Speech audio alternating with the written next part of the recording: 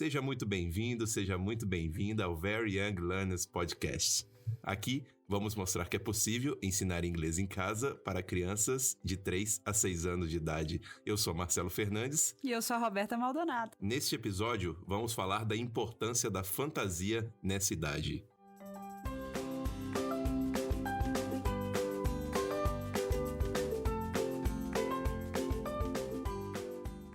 Roberta, qual é o seu problema com a Disney? Oi, Marcelo. Oi, gente. Então, nós estamos nos aproximando do Natal, né? Essa época mágica. E eu queria falar da importância da fantasia na primeira infância, segundo Montessori.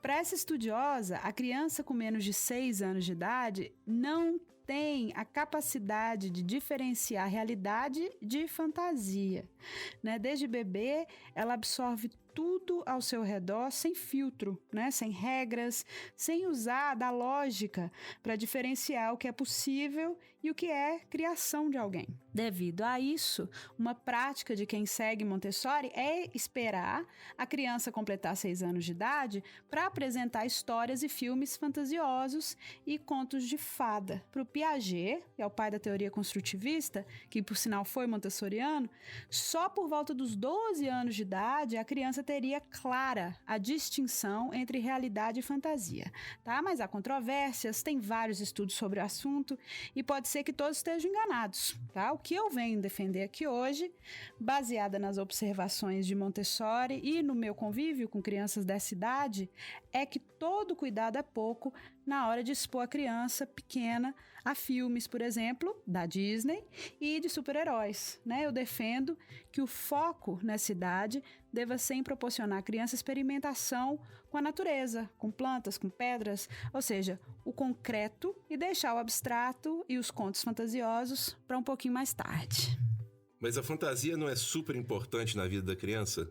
Sim, mas a fantasia da criança, os personagens que ela cria para interpretar o mundo, para digerir o que ela viveu no dia dela, né? As fantasias dos desenhos dela, que ela cria. Não a fantasia de um adulto, criada por adultos, contadas por adultos. Essas histórias, para criança de até 6 anos, são realidade. Esses personagens para criança são pessoas de verdade, ela não faz essa distinção. Pessoas que voam, que pulam de prédios, princesas perfeitas, né? Adultos ou maravilhosamente compreensivos ou super cruéis. E esses modelos de pessoas unidimensionais são absorvidos por essa criança sem qualquer filtro. E isso pode virar uma crença. Mas eu ainda não entendi qual o problema de uma criança achar que o Homem-Aranha não é real. A graça é essa mesmo. Eu acho que isso é uma desonestidade com a criança. E um tempo desperdiçado que ela poderia estar aprendendo sobre dinossauros, por exemplo, ou aracnídeos, que por sinal são fascinantes. Elementos que acrescentam ao mundo dela sem ser um pacote fechado, uma história pronta. Eu acho que achar que um super-herói é real cria modelos impossíveis, cria ansiedade e que pode inclusive ser arriscado para a saúde da criança. Isso é uma verdade, uma grande verdade. Minha mãe uma vez me pegou no parapeito da janela com uma fralda amarrada no pescoço, que era a minha capa. Eu não me lembro de absolutamente nada, mas ela nem gosta de lembrar dessa história. Mas isso é muito comum, Marcelo. Eu queria ser o super-homem. Mas provavelmente, eu não te culpo. Uma criança com menos de 6 anos, olha gente, isso varia um pouco. Tem crianças que com 5 já começam a demonstrar que tem essa noção, tá? Mas a gente fala para elas, isso é de brincadeirinha, isso não é de verdade. Ainda assim, ela capta essas coisas como sem filtro, como se fossem verdade. Não é preto no branco, não. Mas então, isso é super comum. Da mesma forma que a gente tem cuidado de não deixar a criança ver nada que vai deixá-la assustada e causar pesadelos, a gente deveria ter esse mesmo cuidado de não deixá-la obcecada com sonhos impossíveis, sabe? Na escola que eu trabalhava, teve um menino que ficou quase um mês sem querer tirar a fantasia de Homem-Aranha. Ele viu o filme com os pais, né, de adultos, e ficou com uma ideia fixa daquilo. Sabe? Ele procurava aranhas no pátio da escola porque ele queria ser mordido por uma aranha. Ele tinha 4 anos, gente. Outro viu o musical Rei Leão e não parou de urrar e de desenhar leões por 2 semanas.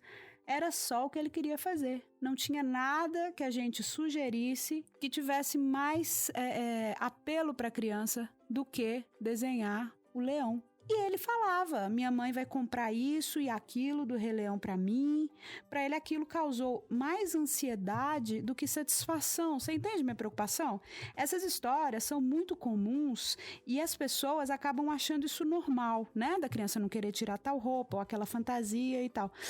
Mas não é, gente. Criança com ideia fixa, assim como adulto, ela não está tranquila, ela não está investigando outras coisas, ela não está aberta para os novos conhecimentos que estão no caminho dela. Ela está obcecada com uma coisa. Tá, mas Papai Noel é algo que é imaginário, né? E tá presente em quase 100% das casas do mundo, né? Sim. Então você também não concorda com Papai Noel? Não, esses são um pouco diferentes, tá?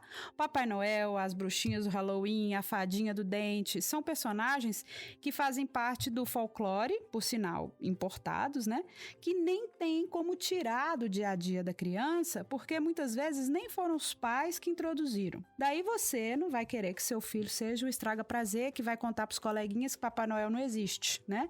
Desde que você esteja preparado, desde que você esteja preparada para a decepção da criança, quando ela descobrir a verdade, tá tudo bem. Isso passa. O que eu acho mais problemático, Marcelo, especialmente para as meninas, por exemplo, quando eu penso nas princesas da Disney, essas pequenas, né, essas meninas com menos de 6 anos especialmente, serem expostas desde pequenininha a essa narrativa de que um príncipe vai pedi-la em casamento e todos os seus problemas serão resolvidos.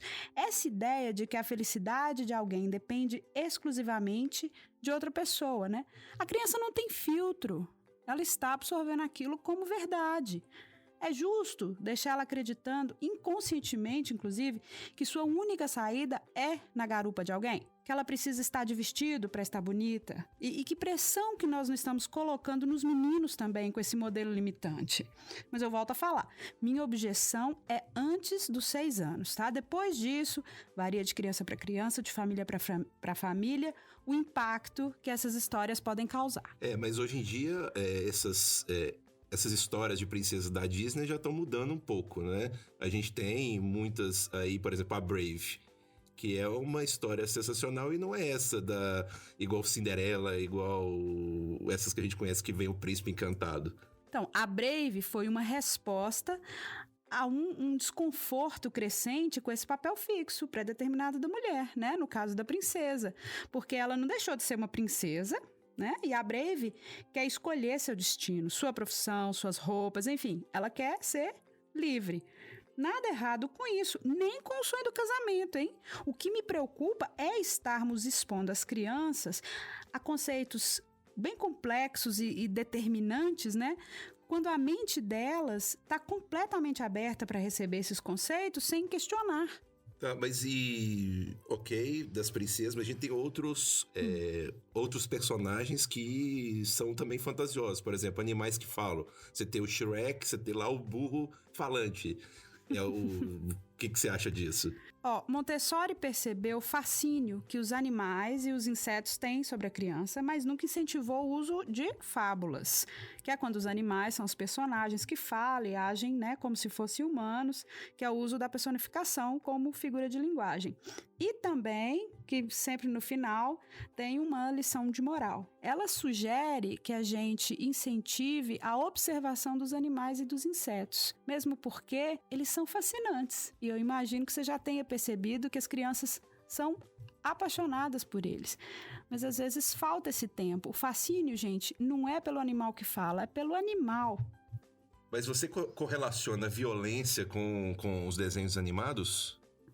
Olha, essa pergunta é difícil. Os desenhos animados têm uns recursos sofisticadíssimos, né, de humor, de sarcasmo, que passam despercebidos para as crianças, né? Então, quando a gente assistiu o Coiote jogando uma bigorna no Papa Léguas, né? Denunciei minha idade aqui. A gente já estava mais velho, sabia que aquilo era de brincadeira, mas isso não deixa de ser extremamente violento.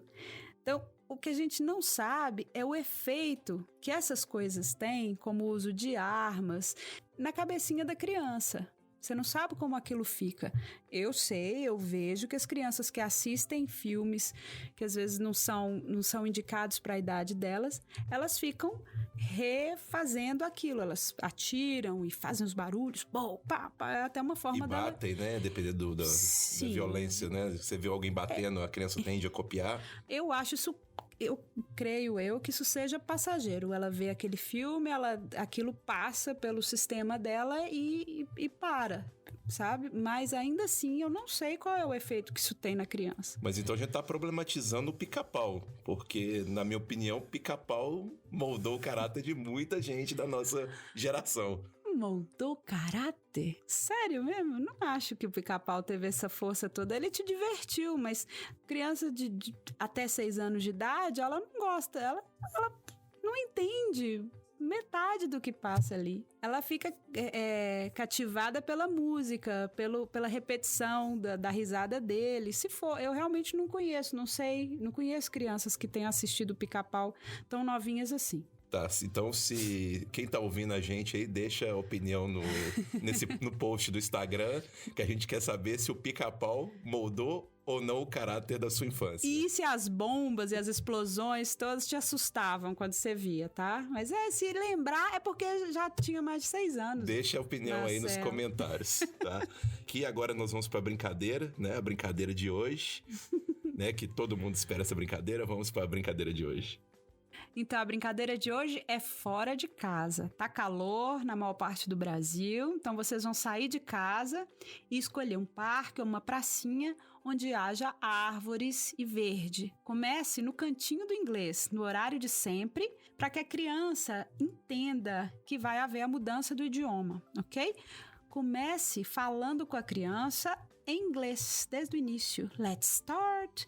E quando ela fizer perguntas em português, do tipo, onde a gente tá indo? Você sempre responde, surprise. E tente, se vocês forem de carro ou caminhando, cantar uma musiquinha em inglês. Evite falar em português, se possível, tá?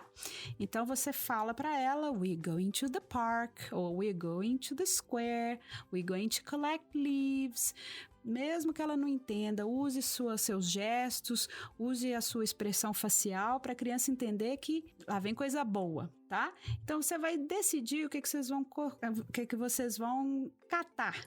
Se vai ser semente, se vai ser folhas, quando vocês chegarem ao local escolhido. A criança que decide no final das contas, né? Você vai ter que levar uma caixinha, não se esqueça. O objetivo hoje é contar em inglês. Conte do início, cada vez que a criança trouxer um novo item. Se ela trouxer uma pedra, sendo que vocês começaram catando folhas, você vai colocar a pedra do lado e vai dizer, this is a stone. We want leaves. Sempre apontando para o objeto do qual você fala, tá? Você vai usar seus gestos, mais uma vez, né? Expressões faciais, o tom de voz, tudo a favor da comunicação. O objetivo não é que a criança repita o que você diz, tá? Nem que ela aprenda as expressões que você está usando, e sim que ela foque na tarefa que é catar e contar. Aí vocês vão contar até 10, conte de novo, se ela já sabe, siga catando até que vocês tenham 20. Né? E o bom de lugares assim é que sempre tem muito de tudo. Então é isso. Muito obrigado mais uma vez, Roberta. Obrigada a você, Marcelo. Eu espero que as pessoas fiquem à vontade de discordar de mim, tá? E mandar suas opiniões e seus comentários. Então, Very Young Learners, toda segunda-feira, um novo episódio para você.